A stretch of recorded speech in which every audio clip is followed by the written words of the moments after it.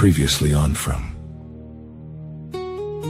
Season 4 began with the arrival, and the town was hit with a wave of fear, grief, and confusion in the aftermath of Jim's death.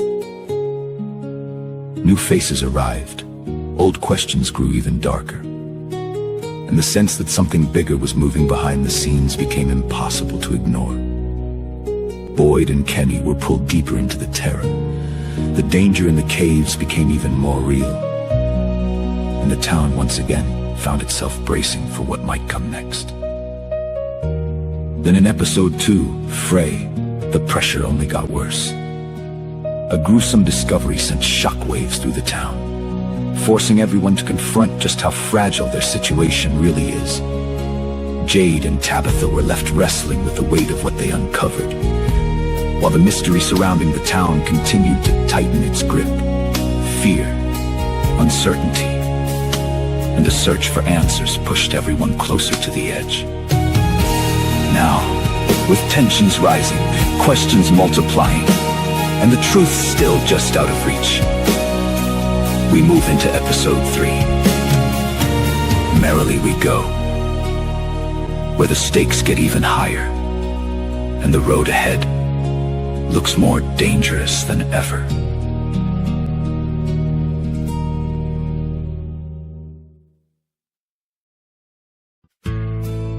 Welcome to Talking From, the live podcast produced by Indy Radio, where we break down the mystery, the terror, and the twists of the hit TV series. Hosted by Jen and Kinte, this is the show where we review every shocking moment, every haunting question, and every chilling clue.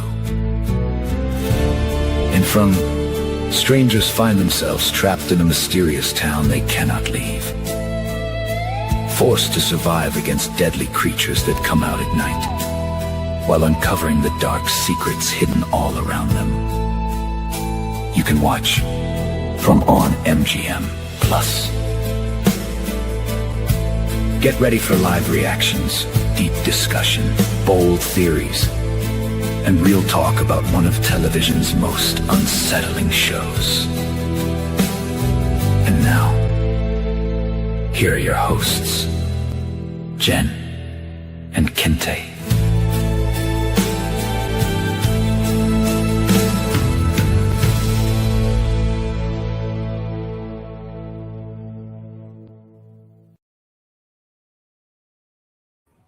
All right, welcome everyone to an all-new episode of Talking From.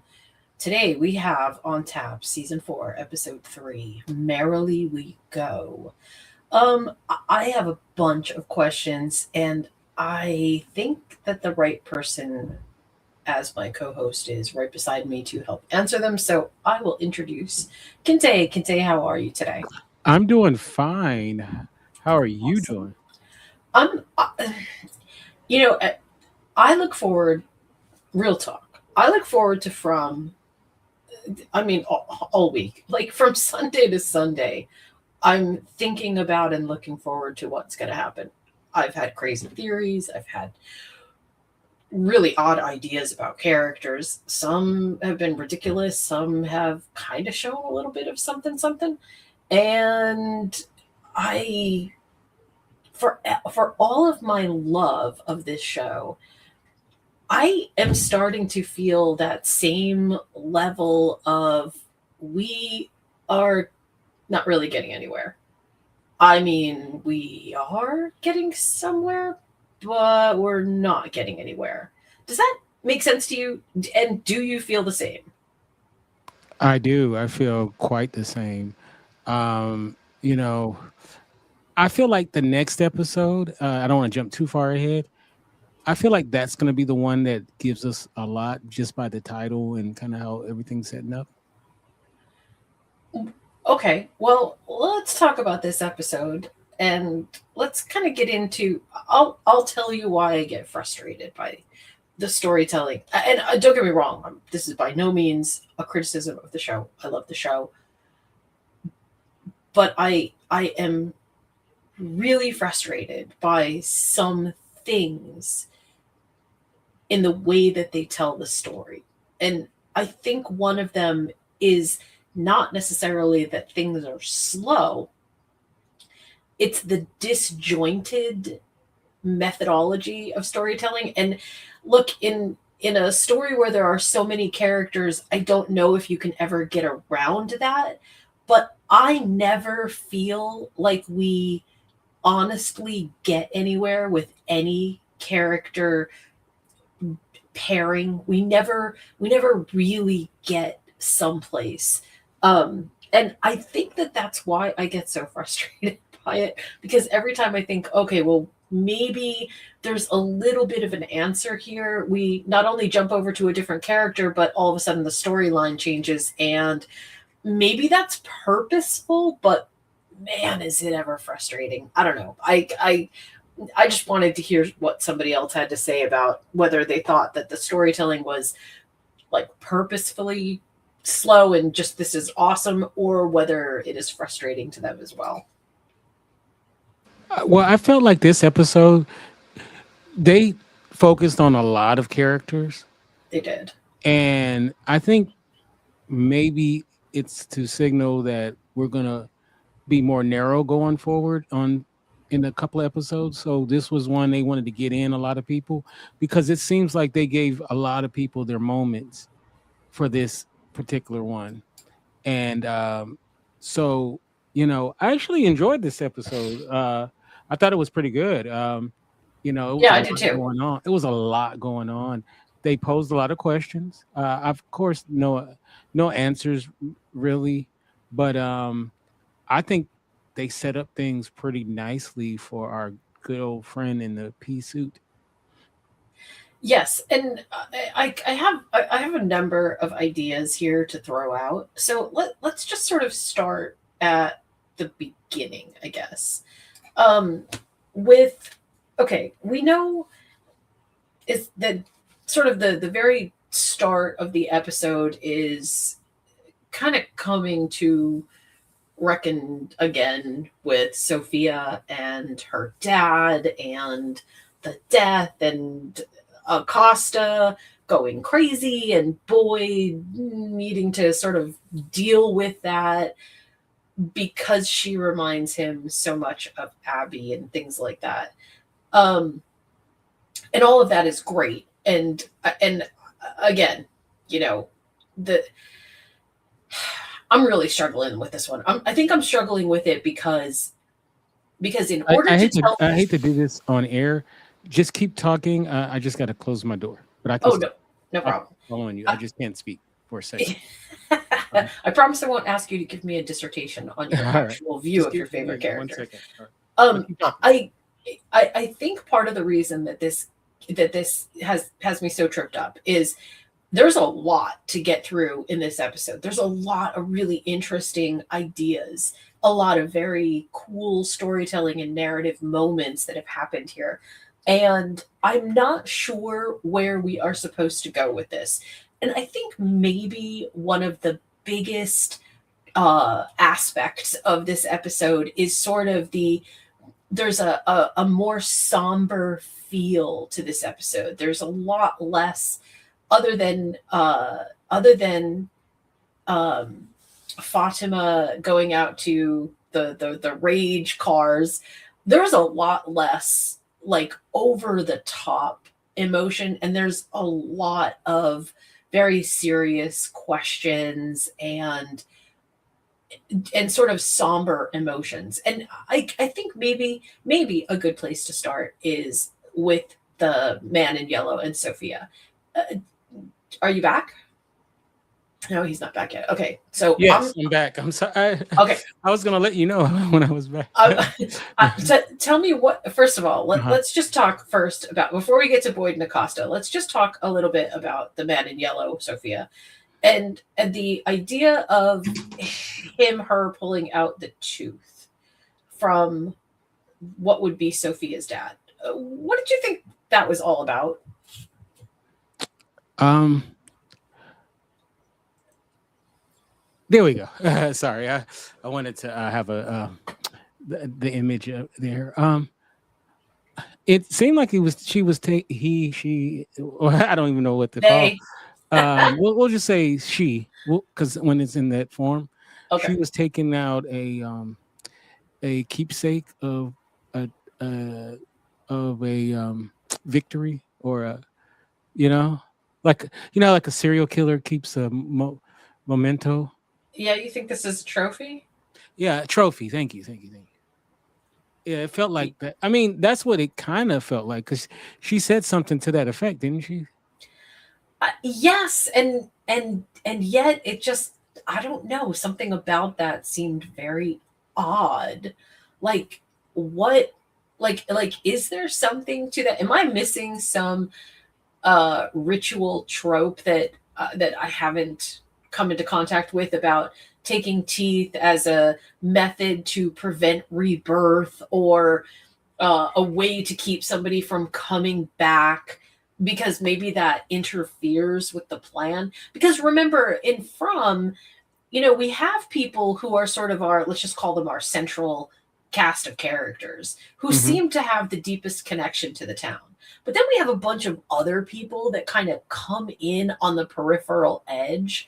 And I'm sorry to all of these poor people who are the those people, but they seem like they are food for the monsters that then come out at night. Like it just feels like that's them. So if all of those people are kind of those types of people, maybe this person who was supposed to come into the town via Sophia's dad was actually important to the story, and he's like trying to prevent them from coming back or something.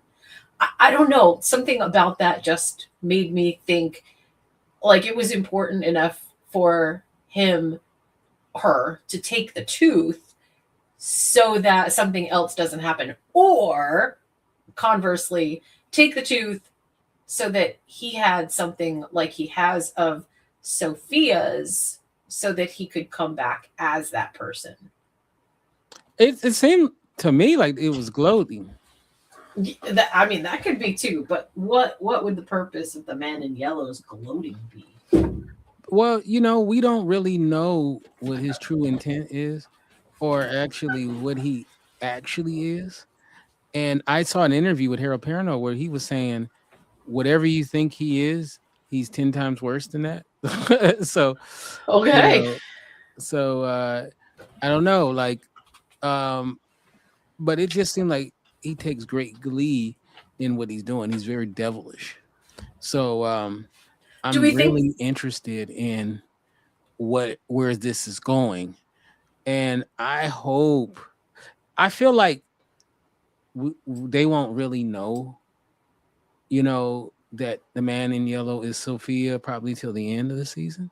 right? So I hope in the last season we see him in his true form, wreaking wreaking havoc more, Well, and they're about to realize that some of the people are not who they think they are, you know.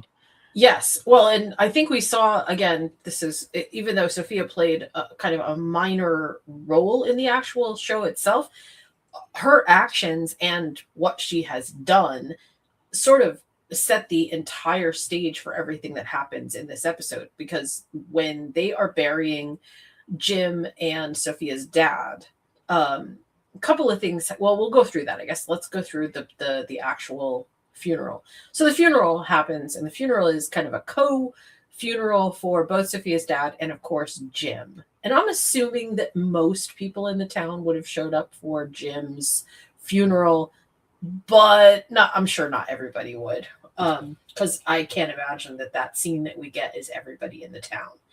Um, and so Boyd starts to say something, and the crows show up. And I found that so fascinating because of course we haven't really seen the crows appear except for like little tiny things, um since we only see them when people actually come into the town or when something really major is about to happen. So what do you do? I have a theory on this, but what did you think of it? Did you think anything of it? At first, I thought it was just some real eerie stuff, but then when Julie says it seems as if they were celebrating her Mhm. father's death, and I was like, it kind of did. It's Yeah. like it showed up, like once again, gloating, you know, And because what do you call a Jim was the collection of first crows? one to make contact with, I don't want to say the outside or with, you know what I'm saying? That was most certainly the man in yellow. He most certainly was talking to the man in yellow. You're Right. talking about the tower. Right. Yes, that And was we got most the certainly the warning, you man in know, yellow. Yeah. and then look how he went, you know? Yeah. So I don't know, maybe the crow. I wonder though, animals in general on the show, uh, are they what they are supposed to be? You know? I don't know. You know, like remember, I think there was a dog, right? There's definitely been a dog that has sort of not aided Boyd, but been around whenever Boyd was in the woods. There was that Right. dog. And then, you know, there was a dog, there was the cows. I wonder if there's more significance with the animals in this town as well than we even realize. Or am I just on mushrooms right now? No, I think you might actually be right. And what I was mentioning before was, what do you call a group of crows when they all get together like that? You call it a murder of crows. Oh, that's true, right. Yeah. So Oh, I I thought mean, you were like, gonna do a joke. no, I'm Okay. serious. Like that actually, No, I the way felt. you set it up was like you were about to do a joke. What I joke about from never. Yeah, I was like, all right, I was getting the rim shot ready. You know, I was like, oh, okay, she's about to do a joke, and then No, I absolutely think that Julie was kind of onto something with the yes. It does seem like they are celebrating the murder of Jim. It felt very purposeful. Um, or maybe they were celebrating with the man in yellow at the murder of, instead of Jim at all. Maybe it was just, hey, good job, man in yellow. See what you did. Murdered this guy. you know a scene I want to watch again, What's and that? you probably seen it again, is the scene where Sophia was outside and Kenny came and quote unquote, Yeah. I'm doing air quotes, saved, Yes. because I'm trying to remember what was her interaction with the monsters. Do you remember? She didn't actually have any interaction that we know of, Right. because we didn't see it. We are only seeing things from Kenny's eyes as he walks out of the clinic and into the night. And then they are coming out of the forest, which is what they usually do at night. And he kind of, saves them, or saves Sophia. Because, of course, the monsters don't run. They just move in this sort of very purposeful way that is, we're eventually going to get you. We have all the time in the world. I think that's one of the most, I think I've said this before, it's one of the most scary things about the creatures is that they are 100% patient behind their intent. They have zero purpose to be hurried or rushed. They know that these people are stuck. And that is super creepy. So creepy. So, okay. All the time in the world. Let's just talk real briefly about the title of this episode. The title of this episode is called Merrily We Go. And I don't know exactly why, but I feel like this is a part of a refrain, like it's a part of something that it feels like a part of a song that's the cycle for, like, when the refrain comes around, then that's the cycle. But this only feels like half of that. And I'm not exactly sure why, but what did you think of the title? I think it's because so many journeys are seemingly starting up, right? You have a group that's looking for the books. You have a group that is looking for the Lake of Tears. You have a group that's looking for the tree. You also have the Rage Room is looking at, I'm like, it's like all these people are looking for something. And so I feel like that's possibly where we get the title Merrily We Go is to signify um, everyone's, searching for something. Hmm. I think that is actually exquisitely true. Everybody is searching for something in this episode. Yeah, they're starting to like a quest. Yeah. Oh, yeah. Yeah. Honestly, look, they've been on many quests so far. It's getting onto, and this is why I think the boy in white is, yes, tongue in cheek. You're asking the wrong questions, of course, is aimed at the audience, but also that statement, you're asking the wrong questions, is why they can't get anywhere. They're asking the wrong questions. He said, you're so close, but you're stuck because you're not asking the right questions. And I think that is very true. For as many quests as they've started out on, they are absolutely gathering information, but they are not gathering the right information because they just can't quite get there. And you know what I mean? Yeah, and I got to call out the actor, the boy in white, because how dare he grows up before the end of the series, and they got to make up reasons for the reason, explain why he's, gotten bigger. I mean, Christian Bale, he would have totally stayed, small. You know what I mean? Well, one thing that I really like about what they did with this character is you see how they really sloped his shoulders down, like that is very I don't know, there's something about that shape that is extremely unassuming, in a way that just sort of is almost beguiling. It's crazy. This, I love this particular look. It was really, really, really good. And that is, in fact, the same actor. So let's talk a little bit about Boyd and Acosta. Mm-hmm. I want to get there. Wait. That is the same actor. I believe so. Yeah. Yeah. I didn't see it. Yeah. I didn't see any change in the cast name. Okay, so let's talk about Boyd and Acosta. Part of the reason that this particular piece is so fascinating to me is because I really do think that Acosta plays a role in what is to come. I don't know what role, but I feel like Boyd is trying to put her on the path of something, perhaps even unintentionally, where discovering something, some clue, some thread, some sleuthing ability that she has is about to come into play.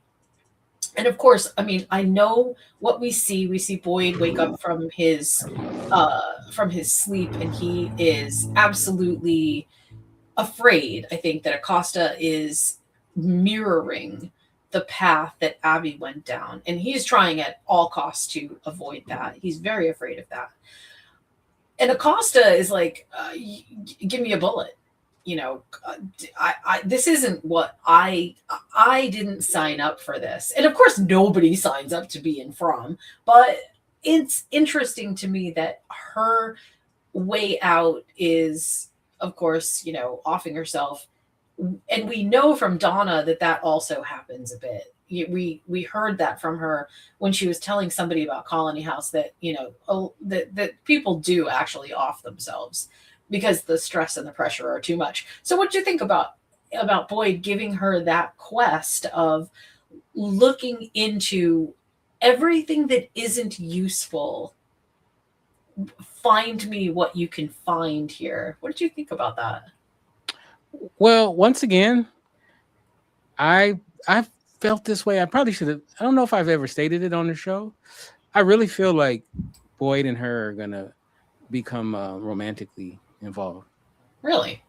Yeah, I feel like kind of when she first came onto the show, it felt kind of like, she mirrors his wife. They have, I don't want to say they have a somewhat similar look, right? They're both blonde white girls, True. and both. Wasn't his wife? What does she do for a living? She's a cop. Cop. Yeah. Which No, comes into I'm town. saying it like the iron. The see.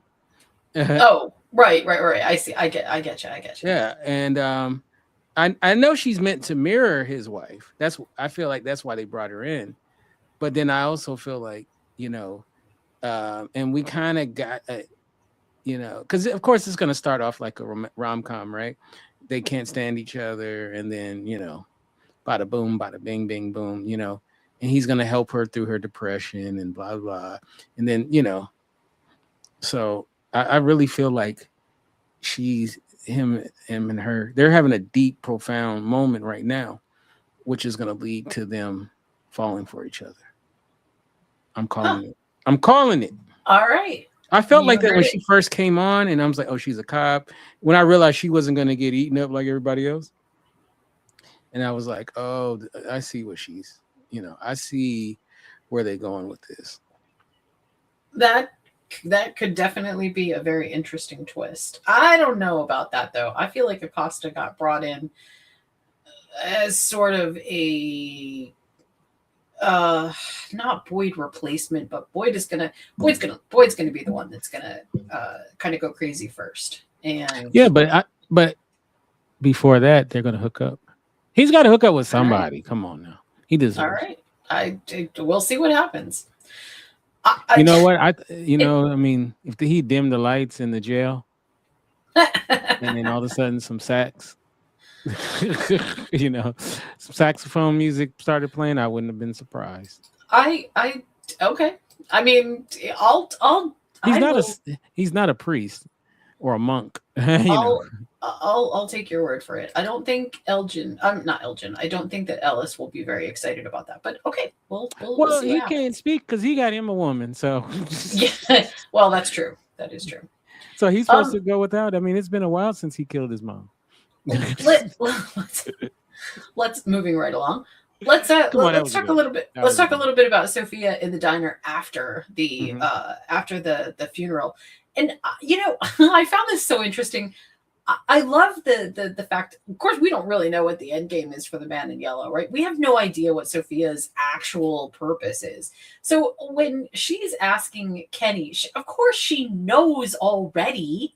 She knows the answer to every question she's asking because obviously she's witnessed everything. So for her to ask, oh, hey, when did things actually start to go bad? It was more of a, how can I find division, as opposed to tell me something that I don't know. And for her to turn around and tell that to Julie, that was kind of shocking, especially because if I were the man in yellow and my goal was to try to throw Julie off her game, it would be to stir some kind of doubt in her about what her purpose is, right? Because to be honest, I don't think that Julie is supposed to be able to story walk. Either Julie is some kind of crazy anomaly in this story, or she escaped. She escaped.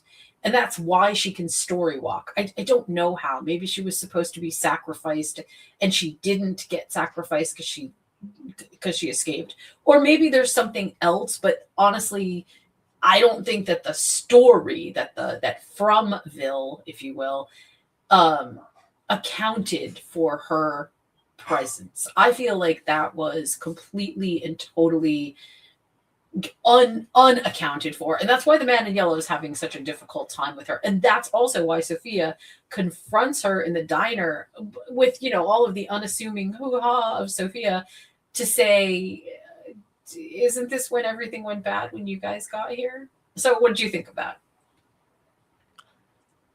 First of all, I thought the way she did it was so slick, or the way he did it was so slick. It was. And then she could sit there. She's like, is that you throw your rock and then you hide your hands? you know, and so it made Julie look more crazier than her. And she's just sitting there like, I don't know what I said. Yeah, I don't know what I did. I thought that was brilliant from a storytelling aspect.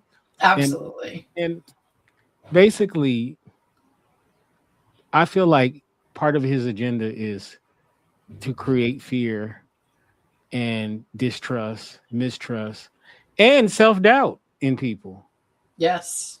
Because look, when you start doubting yourself, it's really hard to come back from that. So, Well, the idea that Julie goes to after this, after the funeral, the idea that she goes to get I'm sorry, to get Ethan's books about the Cromonocle and basically sort of setting up the foundational understanding of what the Lake of Tears actually is, or maybe not understanding the Lake of Tears, but understanding the story. Um, to me was really important because remember, if Julie is the one who can travel through the story, her understanding the story is probably more important than anybody else understanding the story, including Tabitha and Jade. Because it is quite clear that while Julie maybe isn't isn't able to change the story, she is absolutely physically able to interact with the story. So there's something to that which I haven't quite pieced together, but there is something to that. What this partnership between between Julie between Julie and Randall, what do you think about that? I mean, I have an idea, but what do you think about it? Randall is that guy that you want to not to date your daughter. you know, um, I, I feel like I feel like they bring out something in each other. I You think so know, too. and I feel like she is definitely super drawn to him. You know, partly, he's a bad boy or whatever. That's part of it. But then also he does have heart to him that I think she sees. You know how it is, y'all ladies love these guys that are broken and all of that stuff. And I don't. Honestly, I makes got me to tell throw you, up, by the way. I got to tell you, I don't think that Julie has any feeling like that toward Randall. I don't You don't catch think that. that she has a No, romantic feeling towards him? no, I don't. I think that they are. I think they are two. I think the two of them bring. I think you were right that they bring out something in each other. And I think Randall kind of catches it a little bit when he says, "Hey, you know what? Could you let me be the good guy for once, or the brave one for once, or whatever? It's good for my self-esteem." I think there's something to that line. Like he's I looking believe for she is crushing on. purpose. She does I don't. crush on him. I I don't know don't. if it's gonna go anywhere, but I believe that she does. Nah, I don't. She kind of I, likes him. but on He's the the other kind of hand, guy. I'm telling you, he's the kind of guy that girls like her love. I see him as being the older brother to a sibling No, I'm that saying that may be where it never goes to that level, but there is a part. I think there is something in her that you is. are just a romantic at heart and you just see romance in every No, single I hate interaction. that. He's the kind of guy you should stay away from.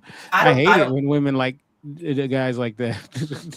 it's actually a little bit odd because in From, the only people that I see who have any kind of functional relationship that even seems anywhere near okay is Ellis and Fatima. And even that is obviously pretty strange, but they're the only people that have any kind of um anywhere near what I would consider to be a relationship status. Everybody else in this entire town that we have met so far, other than just sort of flashbacks with Abby and Boyd, they absolutely seem very distant from each other. And maybe the town actually does that to you.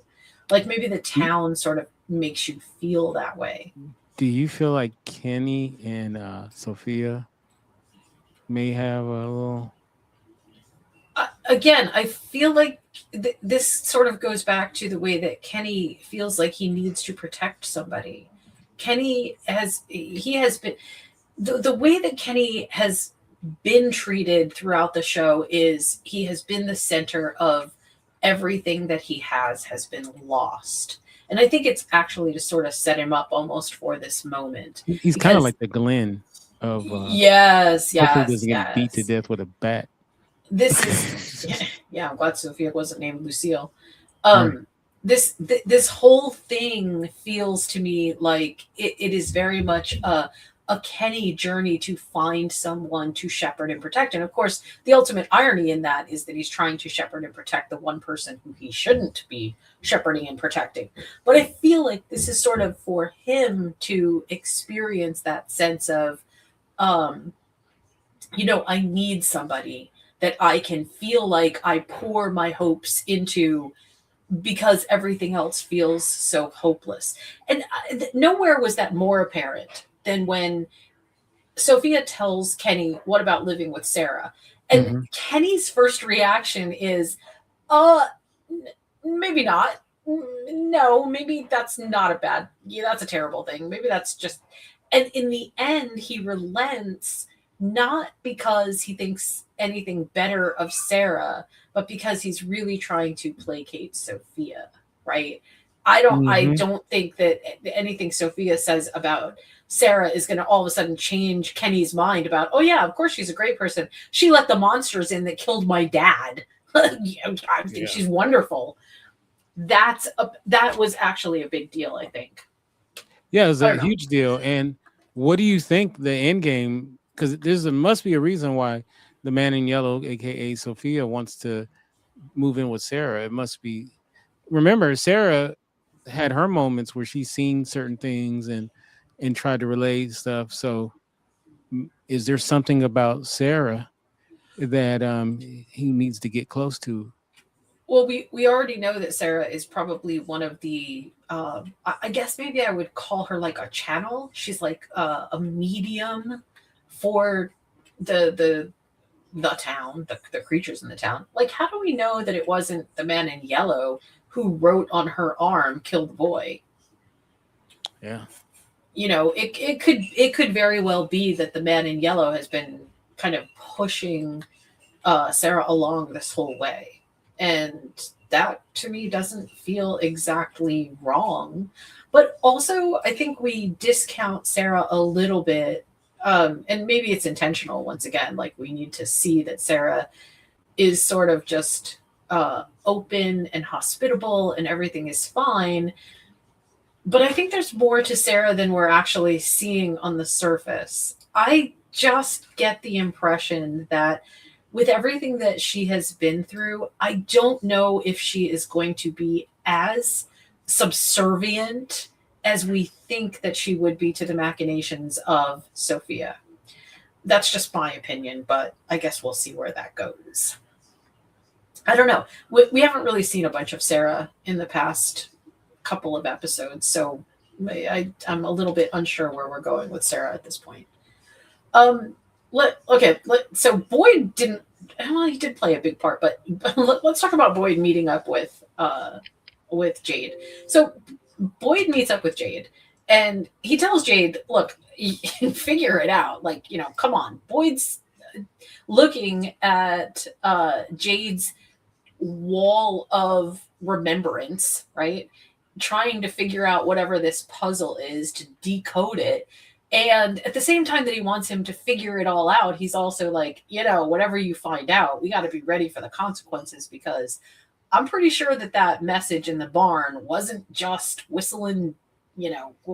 This is real. This is very real, and we know that the consequences are huge. So I'm a little bit confused about Boyd's push to get Jade to remember more, and yet at the same time saying, but we also have to be ready for whatever happens. Like, okay, wait, which side of the fence do you want to run on here? What did you think about that scene? Yeah, it seems like his talking about Boyd is his fuse is getting shorter.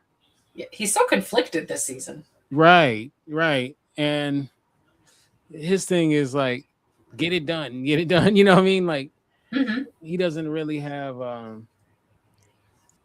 he doesn't have a lot of patience. You know what I mean? And which No, I can understand, right?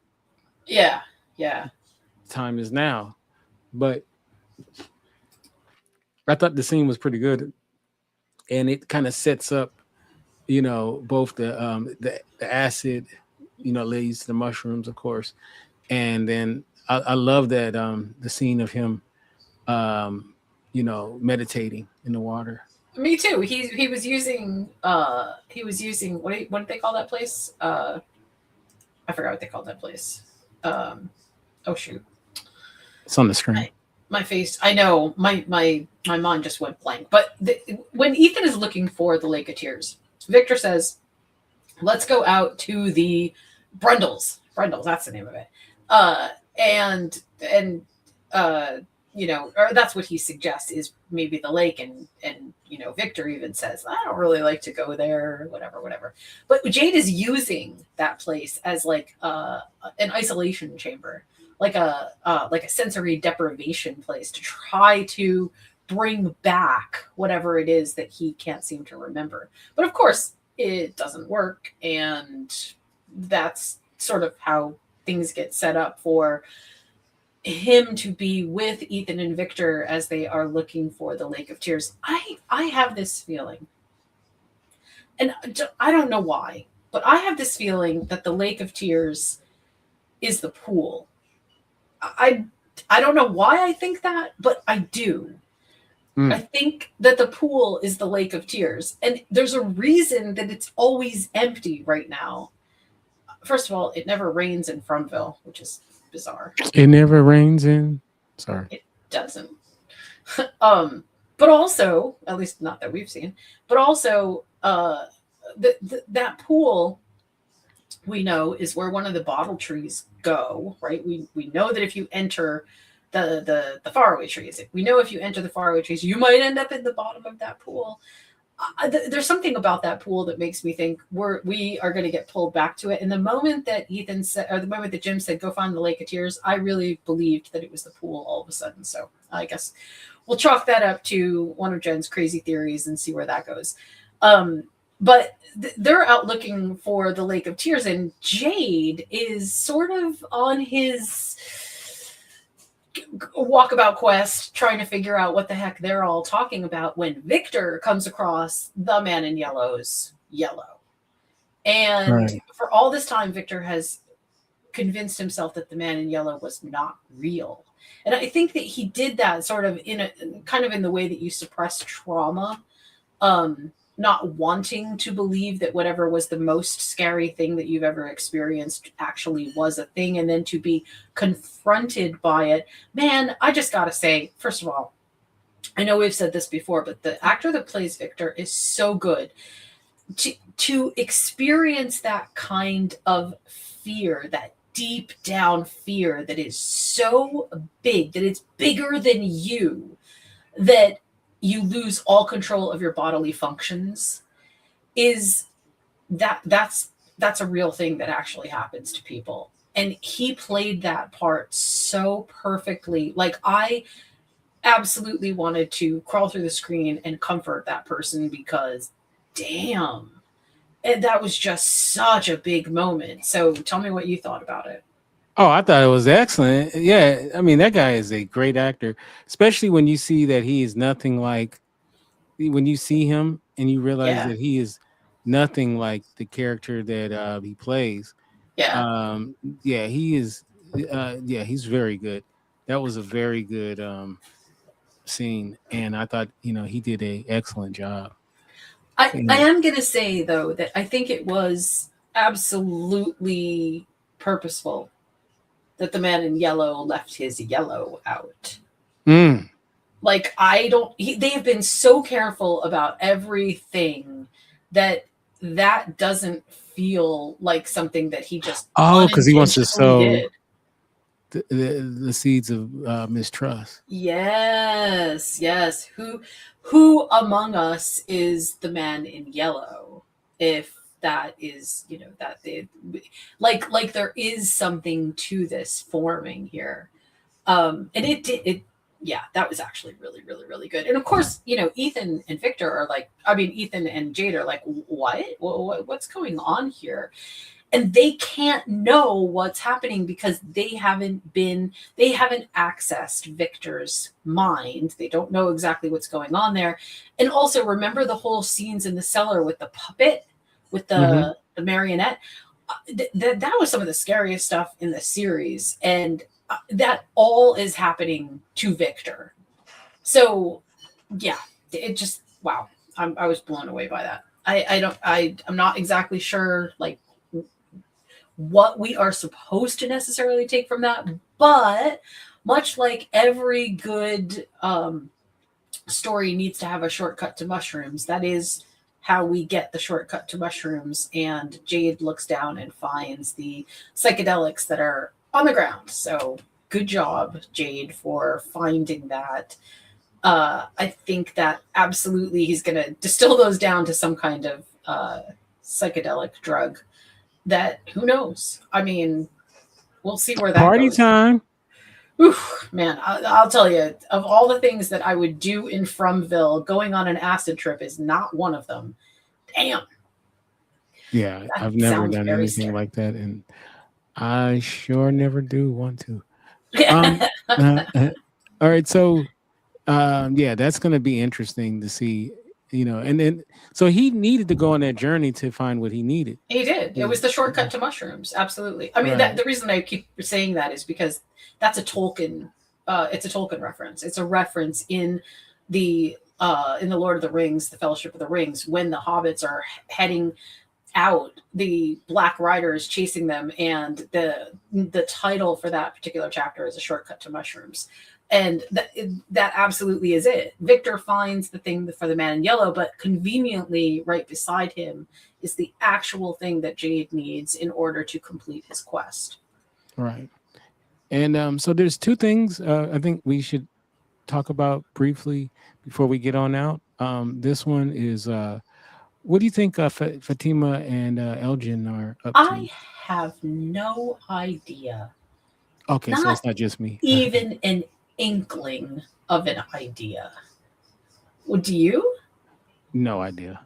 And it's interesting that that they would end up becoming cohorts of a sort. Yeah. After what happened, but it seems like she doesn't have ill will towards him, based on what ended up happening. And she feels, you could tell she feels sorry about what happened to him. So we'll see what's going on with the dirt.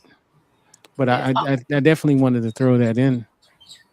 Honestly, as life goals go, Fatima is one of the best people on the planet, just in terms of her temperament, her ability to come back, her love and care for other people. Man, she's just got it all. And obviously, yeah, her ability to work with Elgin, despite what Elgin did. And when they sat at the table and she specifically said to him, look, this place has taken advantage of both of us.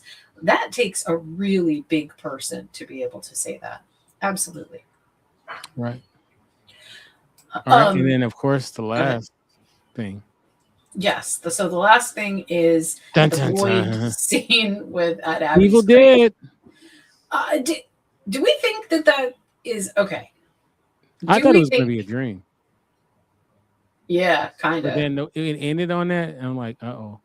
We have seen that before. I mean, three things could be at work here. One, we do know that the creatures live underground.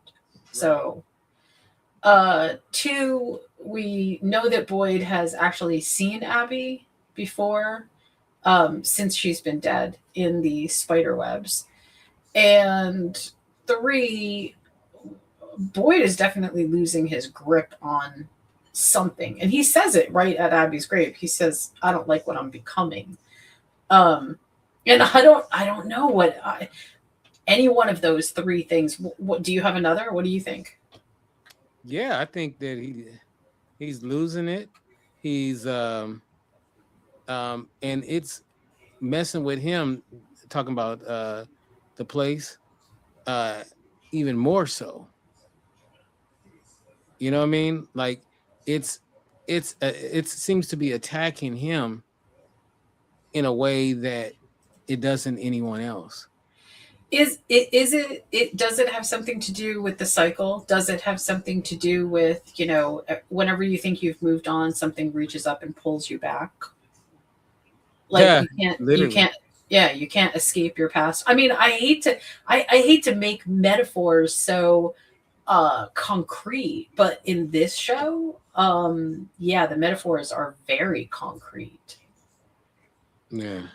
It's that was really interesting to me. I liked the fact that Boyd stood up, looked down, and couldn't find a single hole in the ground. Yeah. So, and we know that something is also happening to Boyd. Let's not forget that in prior seasons, Boyd has said, "Hey, I something bad is happening to me," right? And he even has had the talk with um he's had the talk with basically everybody about, look, if things get too bad, uh don't let me go crazy, don't let me be crazy. And I feel like that was also an extension of what we saw last episode with him counting all the bullets and stuff. Like he for him, things are really starting to get real Yeah. in a way that maybe they are real for everybody else, but just differently for Boyd. I don't know, I guess we'll see. Well, with that, I did really like this episode. I feel like we actually did get some fascinating peeks into the quests that season 4 sort of entails, what we're going to see. Oh wait, we got to talk about one more thing before we go. I'm sorry. We have to talk about Victor's dad and Tabitha at the bottle tree, because Tabitha wants to go through that bottle tree really bad to get to the lighthouse, right? Mm-hmm. And the boy in white, I mean, we talked about the boy in white saying, you're asking the wrong questions. But, it is so crazy. I never thought that Victor's dad would be such a threshold guardian. And in this case, remember what I was saying about the metaphor being real? A threshold guardian character is a character that prevents your main character from attaining its goals by either injecting doubt into them or creating some kind of barrier by which they then cannot move forward, because it's a test. It's a test of whether they actually mean it, whether this is actually the storyline that you want to go down, or maybe there's a fork in the road or whatever. And incarnate, Victor's dad is the threshold guardian, literally standing at the threshold. Joseph Campbell would be so proud of this scene in particular. I was absolutely sort of stunned by how real that was. And Tabitha, in all of her want to protect her kids, is ready to both A, throw everything away by just hopping into the tree to see if she can get back to the lighthouse, and B, saying at the same time, in almost the same breath, what am I supposed to do? Just give up and do nothing? I actually really love the fact that that is such a conflicted way that she sees what's happening. Like she's stuck. She can't go forward. She can't go backwards. What is she supposed to do? I thought that was great. She said, "What the f is she supposed to do?" What? Yeah. What do you think? Yeah, I mean, yeah, I thought it was interesting because remember, she's part of the reason. Well, she is the reason why he's there. That's right. And but he doesn't. He's not upset about it because he wanted to be with his Because he son. got Victor back. Yeah. But yeah. No, I think that that's a very astute thing that you said about what's going on with her. But I don't know. I think he has a point that we don't know what's going to happen. That's You know right. what I mean? That's right. So, and the boy in white actually, right, reiterates that and says, "You might not. Going through the tree is it that might not get you where you want to go." yeah. That was, yeah. I do actually I really kind of like was wondering if he was just gonna go, if but Victor's dead yeah, was. for a minute. But then I was like, nah. The way he was talking about, no, don't go in there because what happened to the old dude? He was like, nah, he ain't going in there. And very smart. Yes, I agree. I think that was very smart. I think the appearance of the boy in white is never a it's never a coincidence, and it's never a trivial moment in the story. His appearance is always super pivotal. It always means something's changing. So, yeah, that was actually really good. And I did really like the way that he said, even if it was just to the audience, you are asking the wrong questions. That seemed awesome. I did like that. All right. So, I enjoyed the episode. What are your final thoughts on it? I'm looking forward. I think this next episode, when I saw the titles, I felt like this next episode is going to be the Rattle one off the that we're next title for us. of myths and monsters. Of Myths and Monsters, right? Yeah. Well, I guess we will see what happens in the next episode. I am hoping that we get a little bit more of everybody kind of inching away at what their final destinations are, because Hey, that's a good movie. yeah. Yeah. I do. I seriously hope that we move things forward a little bit. I also, just from a conspiratory kind of point of view, I also hope that Sarah does not succumb to Sophia's machinations, because the two of them could be very deadly together. So, Oh, for sure. yeah. We'll see. She's killed more people than the man in yellow. I mean, at this point, yeah, we should not underestimate Sarah's not power, but her ability to sort of ignore what seems to be reality in favor of the hope that somehow she can change it. So I guess we'll see what happens. All right. This has been great. Kinte, thank you for joining me. You can catch me not really on social media, but hanging out on our newest podcast, the pilot season cartoon edition, which we are having so much fun with, and that we do every Wednesday. I really enjoy it a lot. I am relaunching my website, moviesmakethemeal.com, which hopefully will be back up pretty soon, and that's sort of that's my platform. Kinte, how can we find you on social media, and what do you have coming up?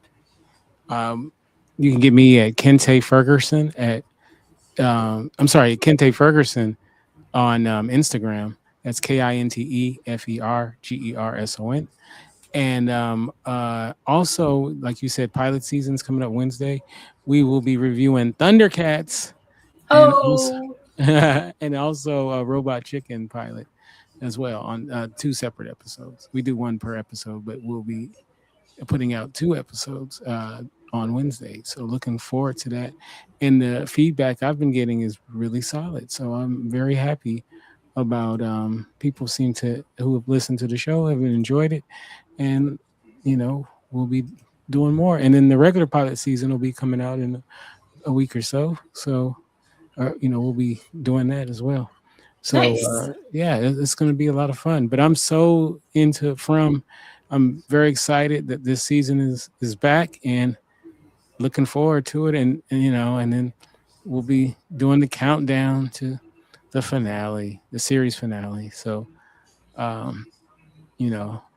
it'll be great and it'll be bittersweet. I don't want to talk about it too early, but yeah, I mean, in 2 episodes will be 15, countdown 15, right? Yeah. So yeah, but with that said, we'll catch you next week with all new episode. We'll look forward to it. Bye.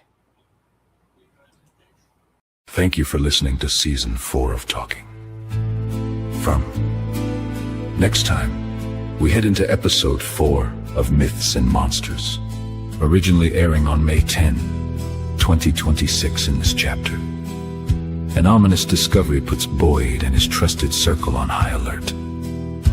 Julie searches for a way to harness her newfound abilities, and Sarah is once again tortured by the voices in her head. The mystery is deepening, the pressure is building, and the town is only getting darker. We'll be back to break it all down on the next episode of Talking From Season 4. Presented by Indy Radio.